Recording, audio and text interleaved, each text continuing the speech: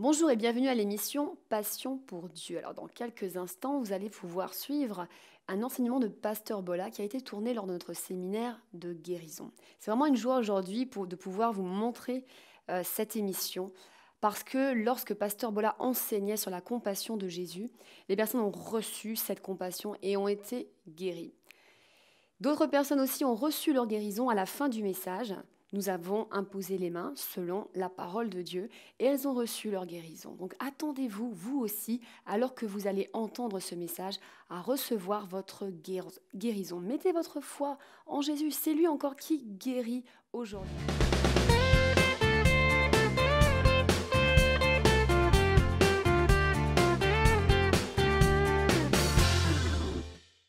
Dans Marc 1 au verset 40, il nous a dit ceci: un lépreux vint à lui. Rien que cela, que là, on peut s'arrêter et dire, oula! Parce que pour nous, ça n'a pas, peut-être pas un sens primordial, mais pour le peuple de l'époque, dans ce contexte, dans cette culture, un lépreux, c'était presque un mort. Et lorsqu'on peut se faire contaminer, il y a différents degrés de contamination. Et la contamination par un lépreux, c'était au deuxième niveau. Le premier niveau, c'est la contamination par un mort. Et sur le plan religieux, les gens ne pouvaient pas toucher un mort parce qu'il y avait certaines personnes touchaient un mort. Ouh là, il y a une contamination, donc il faut se purifier par la suite. Et après, ça vient toucher un lépreux. Et les lépreux avaient un aspect qui ne faisait vraiment pas plaisir à voir, pour rester discret. Et donc, devait donc vivre en dehors. Et pendant cette période, là où vivait Jésus, les lépreux n'avaient pas accès aux villes qui avaient des murailles autour. Donc, il fallait qu'ils soient dans des espaces libres, ouverts. Et ils devaient s'éloigner de gens, ils devaient maintenir une certaine distance par rapport à chaque individu, chaque être humain. Ça, on parlait hier de cette femme qui souffrait d'une perte de sang, à quel point sa maladie était honteuse. Eux aussi, leur maladie était honteuse. C'était quelque chose qu'ils ne pouvaient pas cacher, évidemment, mais qui faisait qu'ils étaient au banc de la société. Et leur aspect était vraiment très désagréable et leur faim était terrible. Et ces gens ne devaient pas s'approcher. Et ce qui est intéressant, c'est que ce lépreux est venu, cet homme, s'est approché de Jésus. Ça, c'est déjà quelque chose d'extraordinaire. Parce qu'il n'aurait jamais osé s'approcher des pharisiens, des grands religieux. Parce qu'ils auraient fui, la contamination. Comme parfois, nous fuyons les gens aujourd'hui. Mais ça c'est des pécheurs. Ces gens-là, ils sont... Non. Jésus allait vers les gens. Et les gens venaient vers lui. Et pourquoi il est venu vers Jésus? Parce qu'il savait que Jésus avait quelque chose pour lui. Jésus a quelque chose pour vous aujourd'hui. Glory to God. Et pendant que vous êtes là, commencez à le recevoir. Alléluia. Hier, lorsque nous avons fini, il y a des gens qui sont venus déjà pour témoigner de la guérison. On n'a même pas prié pour eux. Là où ils étaient, ils ont reçu. Parce que nous venons pour entendre et pour être guéris. Et quand on entend, la parole amène la guérison dans nos vies. Et il nous a dit que le lépreux est venu et cet homme était dans un tel état de dénouement, il était désespéré, il s'est jeté à genoux. Il lui dit dans ton suppliant, si tu le veux, tu peux me rendre pur. Et il savait que Jésus pouvait. Est-ce que vous savez que Jésus peut? Amen. Parfois, vous dites aux gens, je vais prier pour vous. Oh non, c'est bon, écoute, je prends le médicament. Parce qu'ils ne sont pas persuadés que Jésus peut. Nous sommes persuadés que Jésus peut. Amen. Nous en sommes absolument persuadés. Il peut tout.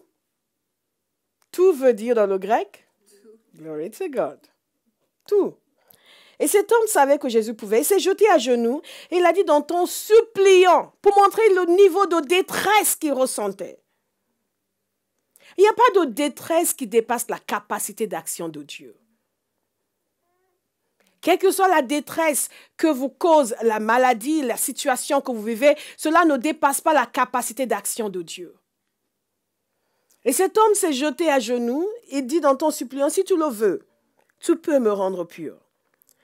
Et au verset 41, Jésus, ému de compassion, étendit la main, le toucha. Ça, c'est déjà quelque chose. On ne touche pas un lépreux. Mais Jésus a une telle compassion des gens qui souffrent, une telle envie d'aider les gens, qui fait fi de toutes ces choses. Il a étendu sa main, il a touché cet homme. Il pouvait le guérir avec un mot. Il a fait ailleurs, il a juste guéri avec un mot. Il a dit, sois guéri, qu'il te soit fait selon ta foi, sans toucher la personne, sans même aller jusqu'à la personne. Là, il a tenu à toucher cet homme. Et si Jésus a touché cet homme, c'est pour lui communiquer la consolation.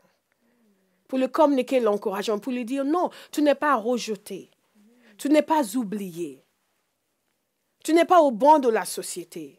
Tu n'es pas le dernier des derniers. Tu n'es pas ce que les hommes ont dit que tu es. Tu n'es pas tel que tu as été déterminé. Tu es aimé de Dieu. Nous avons parfois besoin de nous rappeler que nous sommes aimés de Dieu et qu'il n'y a pas de situation désespérée pour Dieu. Jésus l'a touché parce qu'il était ému de compassion, parce qu'il ressentait sa peine et sa douleur. Et il lui dit, je le veux, sois pur. Parce qu'il est venu lui demander, si tu veux, tu peux. Et Jésus a dit, je le veux. Jésus est l'expression parfaite de la volonté de Dieu. Jésus veut, Dieu veut. À chaque fois que quelqu'un vient à Dieu et dit, si tu veux, tu peux me guérir. Dieu dit, je le veux. Sois guéri. Je déclare sur quelqu'un ce matin, sois guéri. Dieu le veut, sois guéri. Dieu le veut, sois guéri. Dieu le veut, sois guéri. Recevez cette parole. Dieu le veut, sois guéri. Dieu le veut, sois guéri. Dieu le veut, sois guéri. Dieu le veut. Dieu le veut. Dieu le veut. Dieu le veut parce qu'il a miséricorde et la compassion. Dieu le veut. Il le veut. Il le veut. Il le veut. Il y a beaucoup de gens, on leur a dit, oui, mais c'est parce que Dieu ne veut pas. Dieu veut. Dieu veut. Nous avons fait dans cette église l'étude complète de tous les miracles de guérison de Jésus. Tous les miracles de guérison de Jésus. Ceux qui n'étaient pas là, je vous encourage à aller sur notre site pour écouter la série entière et même voir les vidéos. Nous avons aussi fait des vidéos dans l'émission de tous les miracles de guérison de Jésus pour découvrir quelle est la volonté de Dieu. Parce qu'on nous dit beaucoup de choses aujourd'hui. Et dans toutes les situations, Jésus a toujours dit oui. Il dit oui. Dites, il dit oui. Il me dit oui ce matin. Jésus dit oui. Jésus dit oui. Jésus dit oui. Il dit toujours oui. Il a dit oui à cet homme et il vous dit oui ce matin. Dieu a dit oui il y a 2000 ans et il continue à dire oui.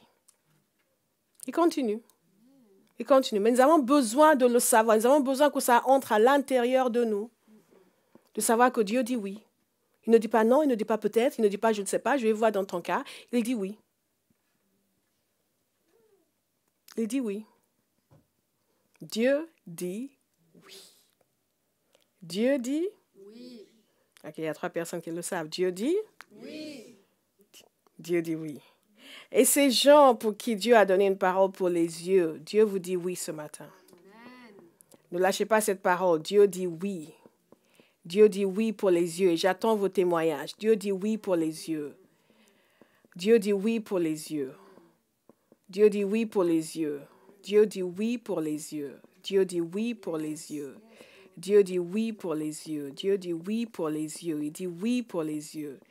Il dit oui pour la guérison des yeux. Il dit oui, il dit oui, il dit oui. Saisissez-le. Il dit oui. Dieu dit oui pour les yeux. Dieu dit oui pour la guérison des yeux. Dieu dit oui. Dieu dit oui. Dieu dit oui. God is so good. Il y a 2 aveugles qui sont venus voir Jésus. Et à eux aussi, Jésus a dit oui. Mais ce qui est intéressant au sujet de ces aveugles, c'est que ils sont venus à Jésus parce qu'ils entendaient que Jésus passait par là. Eux ne voyaient pas. Le lépreux pouvait le voir. N'est-ce pas? Mais eux ne voyaient pas. Marc 20, 29, 34 nous dit ceci. Lorsqu'il sortit de Jéricho, une grande foule suivait Jésus. Et voici 2 aveugles, assis au bord du chemin, entendirent que Jésus passait. Ils ont entendu. Ils ont entendu. Parfois, il y a des gens qui passent par là, qui entendent qu'on prie pour les malades ici et qui viennent. Il y a des gens qui viennent à l'église pour la première fois parce qu'ils entendent que oui, on prie pour les malades. Ok, je vais venir parce que j'ai besoin de guérison et ils partent guéris. Ils ont entendu, ils sont venus, ils ont reçu. Qui va recevoir ce matin? Moi. Glory to God. Et ils ont reçu. Ils entendent dire que Jésus passait et crièrent, « Aie pitié de nous, Seigneur. » Ils sont en train de demander la miséricorde. Fils de David, la foule les reprenait. Parfois, dans l'église, quand il y a des gens qui sont pas, Amen, allez, non. Chacun parle selon son zèle. Alléluia. Amen. Nous ne sommes pas dans un cimetière. Amen. Quelqu'un est devenu, il fait, ah, c'est toi, viens, j'entends ta voix dans les CD. J'ai continué à crier, ma fille. Amen. Que d'autres soient contaminés par ton zèle. Alléluia. Au bout d'un moment, elle a voulu se calmer. Non! Vas-y, plus fort. Si tous avaient le même zèle, faut être percuté par la parole de Dieu, ne pas s'empêcher de dire yes, alléluia. Je sais ce que c'est que les gens essaient de mettre une douche sur vous, de l'eau froide. Parce qu'ils ont été baptisés dans du vinaigre et ils veulent vous contaminer. Non, le zèle. Amen. Si vous avez besoin de quelque chose du Seigneur ce matin, ne restez pas là, dites, ouais, bon, écoutez ça, que je suis là, s'il veut me toucher. Non, ces gens ont crié à Jésus. Aie pitié de nous, Seigneur! Aie pitié de nous, Seigneur! Aie pitié de nous, Seigneur! Et les gens bien saillants. Chut, chut, chut, chut. Manifestement, ils n'avaient pas beaucoup de compassion. Mais Jésus. Jésus. Jésus. Jésus. Jésus. Jésus. Il criait plus fort. Jésus, taisez-vous. Jésus, taisez-vous. Jésus! Jésus a entendu. Aie pitié de nous, Seigneur, fils de David. Jésus s'arrêta et les appela. Et dit, que voulez-vous que je vous fasse? Qu'est-ce que vous voulez ce matin? Qu'est-ce que vous voulez? Qu'est-ce que vous voulez que Dieu fasse? Parce que Dieu dit oui. Amen. Que voulez-vous que je fasse? Et lui dire, Seigneur, que nos yeux s'ouvrent. Ils auraient pu dire, c'est évident, non? Et parfois, ce sont nos mauvaises pensées et notre langue acerbe qui nous empêchent de recevoir du Seigneur. Et notre attitude un peu, quoi? Nous devons venir comme des enfants. Dans la simplicité, dans l'humilité. Pas dire, bon, Seigneur, j'ai demandé déjà 20 fois, tu le sais, donc fais-le. Je suis encore ici aujourd'hui pour que tu le fasses. Je peux même, si tu veux, je peux même écrire ma propre Bible, toutes les prières que j'ai priées pour te demander ça. Bon, tu vas le faire ou tu ne vas pas le faire? Hein? Parce que quand même, je veux dire, ils doivent connaître ma voix au ciel quand même. Ils doivent avoir un enregistrement de mes prières parce que, oh, tu sais, les bols là d'Apocalypse remplis d'encens, le parfum des prières des saints là. Je pense que moi, je dois avoir des dizaines et des vingtaines et même des milliers de bols remplis de mes prières. Tu vas faire grâce aujourd'hui? Dieu de miséricorde, je m'attends à toi. Alléluia. On dit, bon, dis, c'est mon jour. C'est mon jour. Ouais, comme les autres jours que j'ai déjà dit que c'est mon jour.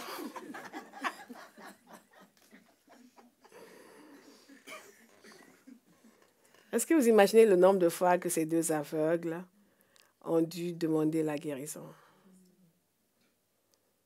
Parce que ces gens, contrairement à beaucoup de chrétiens, croyaient que Dieu guérissait. Les gens qui étaient autour de la piscine de Bethesda, ils étaient là pendant longtemps parce qu'ils croyaient. Oh non, j'allais venir remuer-le. Et même s'il y avait que très peu de chances que ce soit eux qui entrent dans la piscine, ils sont quand même restés là-bas. Nous ne devons jamais abandonner l'espoir. Amen. Nous ne devons jamais nous résigner et dire, bon, c'est comme ça. Non, ils sont restés là-bas. Et parce que cet homme qui était malade depuis si longtemps est resté là en attendant que Dieu fasse quelque chose, Jésus l'a trouvé. Et ces deux ont une telle humilité envers le Seigneur. Il n'y a pas eu de réaction. Il faut les prier pour les gens, vous sentez que, OK, toi si tu essayes. Le monde entier a déjà essayé, on va voir ce qu'il va donner. Non. Nous sommes en train de croire. Chaque jour est un jour nouveau. J'ai entendu un témoignage d'un serviteur de Dieu. En fait, j'ai vu le témoignage de moi-même en homme dans une réunion de guérison comme celle-ci, dont Dieu a ouvert les yeux. Et il est venu sur l'extrait, il était totalement aveugle et ses yeux ont été ouverts. Et donc, il a témoigné avec d'autres, des centaines et des centaines de témoignages. Et le sien m'a frappé parce que il a expliqué qu'il était totalement aveugle en entrant dans cette réunion et Dieu lui a ouvert les yeux. Mais ce qui est frappant dans son histoire, c'est ceci. Il a dit que ça s'était passé en 2013, mais en 2002 déjà, il était allé voir ce même serviteur pour la prière qui avait prié pour lui. Et lui avait dit de continuer à faire confiance à Dieu parce que ses yeux allaient s'ouvrir. En 2002. Et il a continué à venir. Il a continué à venir. Il a continué à venir. Et en 2013, ses yeux se sont complètement ouverts. Je veux dire à quelqu'un aujourd'hui, quand nous allons prier tout à l'heure, croyez que c'est votre jour. Ne dites pas, ouais, toutes les coupes de prière qui sont au ciel. On va encore ajouter une autre coupe. Demain aussi, on va ajouter une autre coupe. Croyez que c'est aujourd'hui. Dites c'est aujourd'hui. C'est aujourd'hui. C'est aujourd'hui. C'est aujourd'hui. Ils ont saisi l'occasion. Qu'est-ce qu'il nous a dit ici au verset 34? Ému de compassion, Jésus toucha leurs yeux. Est-ce que vous comprenez que Dieu a de la compassion pour vous? Il a de la compassion pour moi. Il a de la compassion pour nous. Il faut quelque chose qui déclenche quelque chose. Ils voyaient ces gens assis au bord de la route depuis. Mais lorsqu'ils ont été en contact avec Jésus, c'est déclenché quelque chose. Quelque chose va se déclencher aujourd'hui. Amen. Quelque chose a été déclenché. Et ils ont persisté, ils ont insisté. Ils ne se sont pas laissés faire par les gens qui leur disaient « tais-toi, tais-toi ». Ils ont reçu. Aujourd'hui, je reçois. Aujourd'hui, je reçois. Aujourd'hui, je reçois. Aujourd'hui, je reçois. Lorsque Jésus a guéri l'homme qui était le démoniaque des Gérasènes, à la fin, cet homme voulait suivre Jésus. Et Jésus lui a dit non.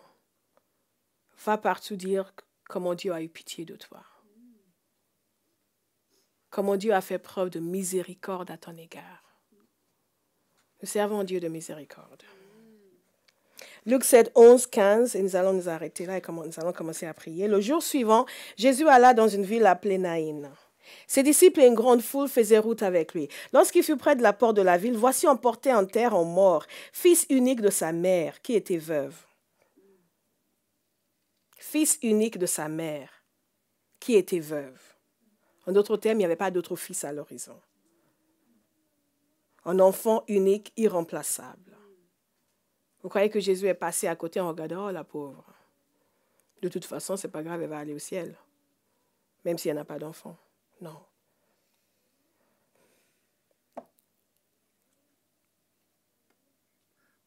Il y avait avec elle beaucoup de gens de la ville. C'est ça ce que les êtres humains peuvent faire. Ils peuvent pleurer et se lamenter, mais ne peuvent pas apporter la solution. Dieu, lui, apporte la solution. Le Seigneur, l'ayant vu, fut ému de compassion pour elle. Il a ressenti dans ses tripes la peine de cette femme. Et lui dit, ne pleure pas. Il s'approcha et toucha le cercueil. Ceux qui le portaient s'arrêtèrent. Il dit, jeune homme, je te le dis, lève-toi. Et le mort s'assit et se mit à parler. Pourquoi? Parce que Jésus avait compassion.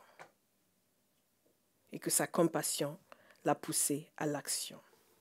Dans Matthieu 7, 11, Jésus dit ceci, si donc méchants comme vous l'êtes, vous savez donner de bonnes choses à vos enfants, à combien plus forte raison votre Père qui est dans les cieux donnera-t-il de bonnes choses à ceux qui les lui demandent?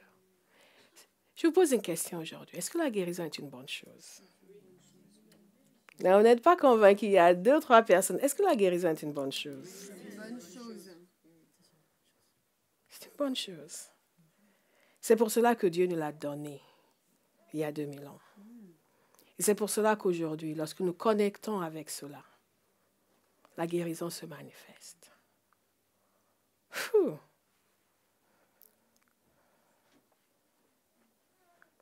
J'ai été très touchée hier par tous les témoignages de guérison qui ont été donnés, par la manière dont Dieu a souverainement touché les gens là où ils étaient assis.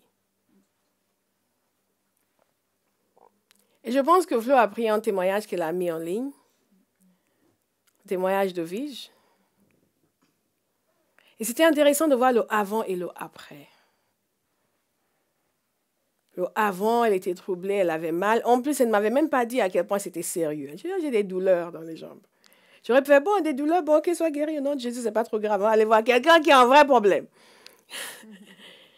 Et c'est après, quand tu as commencé à témoigner, que j'ai compris à quel point c'était sérieux. Mais la compassion de Dieu s'est manifestée. Parce qu'alors que moi, je n'étais même pas conscient de la gravité, parce qu'il y a des situations où on voit que c'est grave. N'est-ce pas? Si vous venez ici avec une tumeur de la taille d'une balle de baseball sur la tête, on dit, wow, il faut prier pour lui, parce que là, c'est grave. Vous savez que Dieu voit tout, et rien n'est trop petit à ses yeux. Il voit ce qui est grave que nous ne voyons pas. Il voit aussi ce qui semble ne pas être grave pour nous, mais qui est grave pour la personne qui en souffre. Est-ce que vous savez que si vous avez mal au petit doigt, c'est grave pour vous? Et Dieu considère que c'est grave. Et quand j'ai posé les mains sur ces jambes que j'ai commencé à prier, l'Esprit de Dieu m'a saisi. Et je me suis entendue prier. Il y a des fois où on sait qu'on est en train de prier. On dit, je vais prier ça et ça et ça. Je sais que l'Esprit veut que je prie ça. Là, je ne pouvais rien dire ni décider. Pouf, c'est sorti. Et j'ai tellement ressenti la compassion de Dieu. Dans la manière dont le Saint-Esprit a pris les choses en main. Et alors que moi, je ne connaissais absolument pas la gravité de son problème, mais j'ai prié avec mes tripes. J'ai prié avec les entrailles de miséricorde de Dieu. Est-ce que vous me suivez? Dieu a miséricorde et il a compassion. Et je m'entendais prier, j'étais là, waouh. Quand vous priez, vous êtes là vous-même en train de dire, oh, something's going on here. Il se passe quelque chose. Il y a une connexion là, qu'est-ce qui se passe? Et par la suite, elle expliquait ce que c'était. Je dis, oh, c'est plus grave que ce que je pensais. Mais heureusement que je n'ai pas prié selon ma pensée et que l'Esprit de Dieu qui a compassion est intervenu pour orienter la prière de telle sorte que la puissance de guérison de Dieu pouvait se manifester.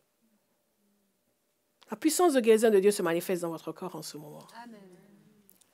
La puissance de guérison se manifeste dans votre corps en ce moment. Croyez-le et croyez que ces anges sont en train d'agir en ce lieu, sont en train de toucher les uns et les autres. Ce n'est pas par notre force, notre puissance, c'est par la puissance de l'Éternel lui-même. Dieu qui a ordonné, qui nous a dit d'aller, de prêcher l'Évangile et qui nous a ordonné aussi de prier pour les malades. C'est lui qui le fait.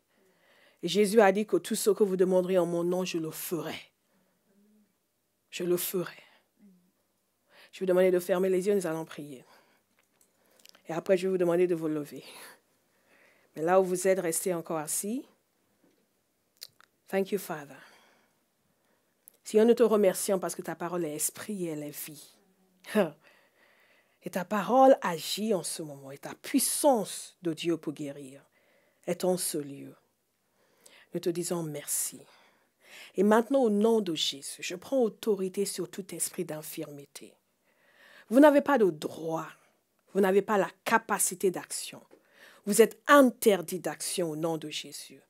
Je vais vous demander de prier avec moi maintenant et de faire cette prière si vous êtes d'accord. Père Céleste, me voici. Je viens devant toi. J'ai besoin de toi. J'ai besoin de ta puissance dans ma vie. J'ai besoin que tu viennes puissamment changer ma vie. Je te donne tout mon cœur. Je te donne toute ma vie. Interviens dans ma vie. Change la direction de ma vie. Je veux que ma vie soit conforme à ton plan divin. Je te demande pardon pour tous mes péchés. Je pardonne à tous ceux qui m'ont offensé. Je libère chaque personne. Je refuse d'avoir le manque de pardon dans ma vie et d'avoir une porte ouverte au diable pour m'affliger. Je renonce au diable et à toutes ses œuvres. Au nom de Jésus, je te remercie, Père, de ce que ta puissance pour transformer, pour guérir, agit dans ma vie en ce moment. Au nom de Jésus, je prends autorité sur tout esprit d'infirmité, tout esprit qui provoque la maladie. Je vous ordonne de libérer mon corps, de libérer ma pensée. Au nom de Jésus. Amen. Maintenant, je vais vous inviter à vous lever et nous allons prier.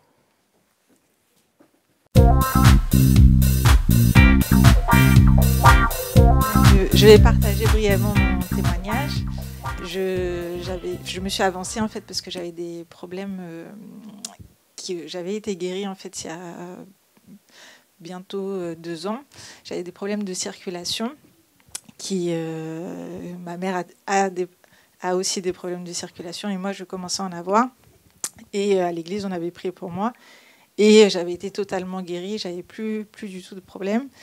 Et là depuis quelques semaines en fait ces problèmes me revenaient, vraiment des douleurs au niveau des jambes, mais assez perturbant parce que ça lançait en fait au niveau des veines, donc ça faisait très très mal. Et donc je me suis avancée pour ça. Et non seulement le Seigneur je sens plus du tout de douleur actuellement là dans mes jambes. J'ai vraiment reçu une nouvelle fois cette guérison et je la garde. Et c'est important. Je bénis vraiment Dieu pour la bonne santé. C'est quand on a des soucis de santé qu'on s'aperçoit à quel point c'est précieux. Et je le bénis vraiment parce que non seulement il m'a guéri, mais il m'a de nouveau communiqué sa paix. Et c'est vraiment un père en fait pour chacun d'entre nous. La relation enfant et papa, elle est réelle. Et il prend vraiment soin de nous. Et non seulement il m'a guéri, mais il m'a communiqué sa paix ce matin. Alléluia!